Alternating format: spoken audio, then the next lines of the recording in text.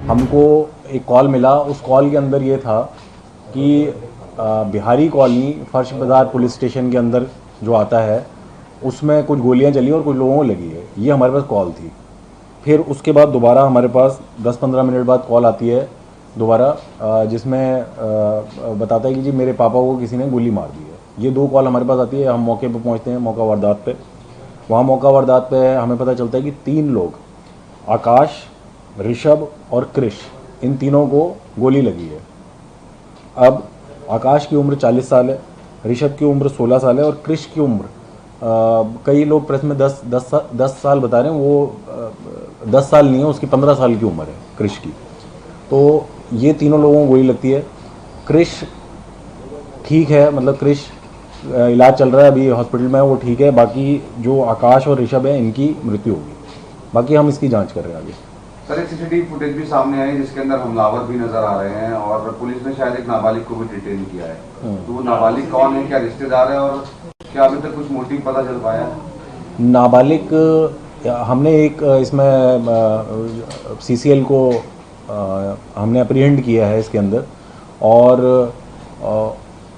उसकी इनके साथ रिश्तेदारी इस तरीके की है जैसे दूर की रिश्तेदारी होती है, मतलब ऐसे डायरेक्ट रिश्तेदारी नहीं है कोई।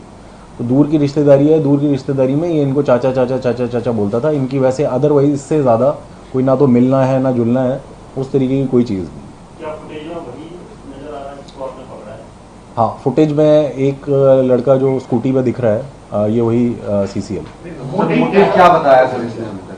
मोटिव तो इनकी आपसी रंजिश थी, जो हमको पता चला है। आपसी रंजिश में ये था कि बेसिकली इसने आकाश ने इसको कुछ पैसे देने थे, जो हमारा सीसीएल है उसको कुछ पैसे देने थे, और वो पैसे ना देने को लेकर अनबन हुई। इसने उसके फ़ोन उठाने छोड़ दिया आकाश को, जिसकी वजह से ये बहुत गुस्से में था। इसको पैसे की ज़रूरत थी, उसी के चलते इसने ये प्लानिंग करके इस वारदात को अंजाम कराया। तो सर, क्या कॉन्स्पिरेटर जो है पूरी प्लानिंग रच रहा है? क्या कारण? तो कोई इसके साथ सपोर्ट में इसकी फैमिली में पारिवारिक रंजिश थी या आकाश और 16 साल के बच्चे की आपसी रंजिश थी? 17.5 साल का है ये, जो जुवेनाइल है।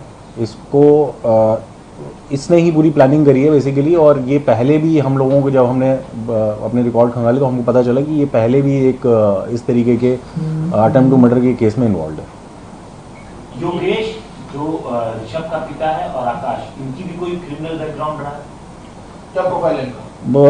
आकाश जिसकी मृत्यु होगी, इसके ऊपर भी एक्चुअल में 6 केस हैं और पुराने। और इसका जो भाई है बड़ा, योगेश आकाश का, उसके ऊपर भी मुकदमे हैं करीबन 14। किस तरह की? ये हैं लड़ाई झगड़े के, अटेम्प्ट टू मर्डर के, रेप के, उस तरीके के।